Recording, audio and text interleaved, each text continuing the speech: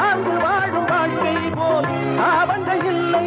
பழைய விலங்கை உடைக்கிறேன், புதிய உலகம் படைக்கிறேன். பழைய விலங்கை உடைக்கிறேன், புதிய உலகம் படைக்கிறேன். வேட்டையாடவே சாட்டை வாங்குவேன், தாழ்வு நீங்கவே தலைமை தாங்குவேன். சிதறி கிடக்கும் நெருப்பை சேர்த்து பழைய இருட்டை கொளுத்துவேன்.